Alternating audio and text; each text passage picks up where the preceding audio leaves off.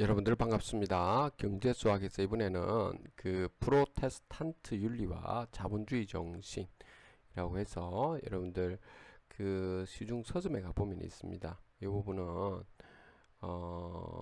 우리 지금 현재 그 미국을 이끌었던 청교도 주의가 미국으로 건너가서 있죠. 이렇게 지금 자본주의 꽃을 피운 이 과정에 대해서인데요. 한번 필요하신 분들은 한번 책을 읽어보면 좋겠습니다. 프로테스탄트는 있죠. 이 뜻은 이렇게 저항하다, 항거하다 이런 뜻이죠. 그래서 독일의 신학자 그 루터가 면제부 판매를 반대해 왔죠. 그러면서 가톨릭에서 이제 분파가 되면서 그 스위스계는 장로교회죠. 영국계는 청교도파와 영국 국교회 이렇게 되는데, 청교도파는 다시 장로교, 침례교, 퀘이크교, 그다음 메노나이트교 이렇게 좀 나뉘게 되었고, 영국 국교회는 감리교 이렇게 지금 나뉘게 되었다라고 하는 거죠. 특징은 오직 신앙에 의해서만 정의로 인정한다는 겁니다. 그리고 성서에 의해서만 권위를 인정한다는 거고요. 그 또 하나 다른 특징은 만인이 사제가 된다는 겁니다. 신에게 드리는 의례보다는 설교가 좀 중시되며, 그 다음에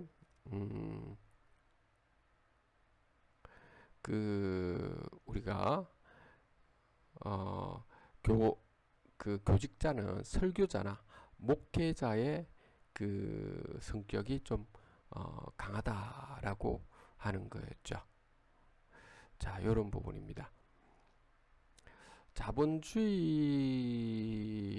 대해서는 처음에 막스 베버가 합리적 자본주의를 이렇게 지금 말을 했죠. 그리고 규범적인 조건과 이윤 추구를 이야기했었고요. 그리고 또 권위 이런 부분을 좀 이야기를 했는데, 그 권위에 대한 뜻은 복종, 자신의 의지를 관철시키는 것이고, 그리고 정당성은 있어야 된다. 복종과 정당성 둘 다를 가지고 있을 때 이제 권위다라고 했죠. 그래서 그 권위에는 크게 보면 세 가지를 이제 좀 봤었는데요. 막스 웨버는 카리스마적 권위, 그 다음에 전통적 권위, 합법적 권위 이렇게 나누는데, 카리스마적 권위는 사람들이 풀지 못하는 어려운 문제를 해결하고 돌파하는 능력을 지닌 사람을 인정하고 그에게 복종하는 것을 우리가 이야기를 하게 되는 거죠. 전통적인 권위는 오랜 세월 동안 관습이 되어 왔기 때문에 당연히 복종하는 것이고요. 합법적 권위는 법에 입각해서 복종하는 것이다 라고 하는 건데, 요즘은 이 셋 다가 이렇게 같이 이렇게 섞여 있다고 보시면 되죠. 자, 루터는 면죄부에 대해서 이야기를 하는데, 하나님의 징벌을 벗어나게 할 수 없고 교회의 징벌만 지금 없앤다라고 했죠. 이제 면죄부가. 그래서 원죄를 용서할 수가 없는데 이렇게 비판한 겁니다. 연옥이 있는 영혼에게는 면죄부가 쓸데가 없다는 거죠. 그래서 죄를 뉘우친 신자는 하나님께 이미 용서를 받았으므로 면죄부는 쓸데없는 것이다 라고 했고, 그 하나님이 말씀하시는 선행, 공로, 보아가 무엇인지 평신도는 그 깨달을 수도 없다는 거죠. 그래서 교황은 예수의 공로나 신자들의 공로를 팔 권한이 없고 교회의 징벌만 없앨 권한이 있다라고 이렇게 비판을 한 겁니다. 그래서 루터가 주장하는 것은 믿음을 의롭게 된다. 그러니까 믿는 사람은 모두 사제가 될 수가 있다. 오직 성서만이 권위를 가지며 모든 것은 성서의 바탕을 둬야 한다는 거며, 모든 직업이 신의 소명에 의한 것이다 라고 하는 것이죠. 소명이라는 건 신의 부르심 뭐 이런 거라고 보죠. 자, 칼뱅입니다. 칼뱅이 완전히 앉아 정립을 했죠. 루트의 사상을 좀 계승을 해서 주장하는 바가 신만이 절대적 주권을 지닌다라고 했었죠. 그래서 구원을 받은 사람과 멸망에 이르는 사람이 그 신에 의해서 결정되었다라고 하는 것이죠. 오직 성령의 힘이 깃던 성찬만이 영적 의미를 지닌다 했고, 미사를 폐지하고 설교 중심으로 예배 방식을 좀 바꾸었죠. 교회 제자의 수도 목사, 교사, 장로, 집사 등 4개의 직무를 또다시 좀 정했죠. 칼뱅은 현세적 금욕주의를 요구했는 설파했는데요. 현세적 종교라고 하는 것은 고통, 악, 질병, 죽음 등이 있지만은 이 세상은 가치가 있는 곳이라는 겁니다. 그래서 이 세상에 직업 활동에서 성공하는 것이 구원을 보장한다라고 하는 것이죠. 이것이 현세적 종교고요. 금욕주의 종교는 인간은 그 신의 명령을 수행하는 그 도구다라고 하는 거며, 고통악, 질병, 죽음들을 정복하려고 했다는 것이며, 적극적인 행동을 통해서 구원을 이루었다라고 하는 것이죠. 그 요거와 반대되는 부분이 내세적 신비주의죠. 그리고 칼뱅은 예정론이라고 하는 것도 있었죠. 자유의지에 대해서 또 이야기를 했죠. 신은 착한 사람을 구원한다. 그러나 타락한 인간은 착한 행동을 할 수 있는 능력을 완전히 잃어버렸다. 그는 착한 행동을 싫어하므로 자신의 잘못을 뉘우칠 생각조차도 못한다고 했죠. 그래서 신의 은혜가 없이 그 인간의 힘으로는 결코 구원될 수 없다라고 하는 거였죠. 그리고 또 하나는 신의 영원한 결단에 대해서도 이야기했는데요. 신이 은혜를 베풀지 않고 그냥 놓아두면 모든 사람은 벌을 받아 죽을 수밖에 없다는 거였으며, 신은 일부의 사람들을 영원한 생명, 구원이라고 볼 수 있죠. 생명으로 예정하고 나머지 사람들은 영원한 죽음으로 예정했다는 거고요. 신은 자신의 영광을 드러내기 위해서 이러한 결정을 했다는 것이며, 신은 세상이 만들어지기 전에 자신의 영원 불명한 의도와 은밀한 계획과 기쁜 뜻에 따라서 일부의 자신만을 그리스도 안에서 구원하기로 마음먹었다라고 하는 것이었죠. 그래서 구원은 신의 자유로운 은총하고 사랑의 그 결과이지, 사랑의 믿음이라든지 선행 때문이 아니다라고 하는 거죠. 신은 자신의 기쁜 뜻대로 자비를 베풀기도 하고 거두어 드리기도 한다는 거였으며, 신은 구원된 사람들 외에 나머지 사람들이 자신의 죄 때문에 그 부끄러움과 분노를 당하도록 그대로 방치했다는 겁니다. 그래서 신이 왜 이렇게 하는지 우리는 도무지 알 수가 없는 거죠. 그것은 피조물에 대해 자신의 주권과 영광을 드러내고 자신의 어려움을 찬양하도록 하기 위한 것이었다라고 하는 것이죠.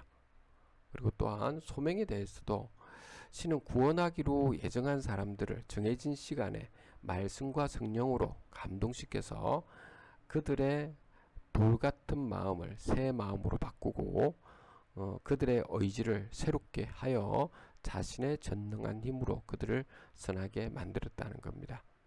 그 다음 섭리에 대해서도 신은 의로운 재판관이라는 거죠. 그는 죄 때문에 눈물고 마음이 돌처럼 굳어진 그 악한 사람들을 세상의 유혹과 사탄의 세력에 넘겨주어 제 멋대로 내버려 둔다는 겁니다. 그 칼뱅이 특히 그 마태복음 7장 17절에서 20절을 이야기를 많이 하는데요.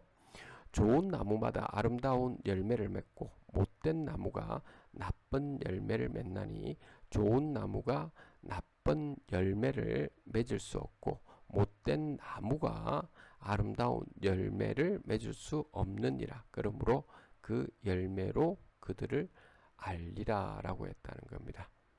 그리고 신은 스스로 돕는 자를 돕는 신이다 라고 하는 이런 부분이 칼뱅이 이야기했죠. 그래서 이게 개인주의와 자본주의의 꽃을 피우기 시작했다라고 하는 거죠.